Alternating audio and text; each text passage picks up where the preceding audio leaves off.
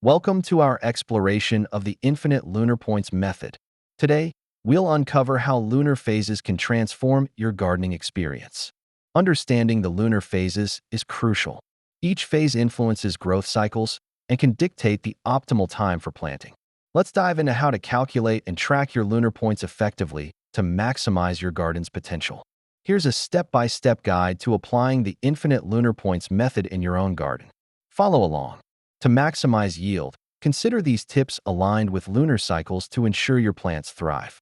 Avoid these common pitfalls when implementing the infinite lunar points method for a successful garden. Hear from real-life gardeners who have successfully used the infinite lunar points method. Let their stories inspire you. Use these essential tools and resources to help you implement the infinite lunar points method with ease and confidence. In conclusion, don't hesitate to experiment with lunar gardening. There's a whole world of potential waiting for you. We want to hear your results. Share your gardening adventures with the infinite lunar points method and connect with fellow enthusiasts.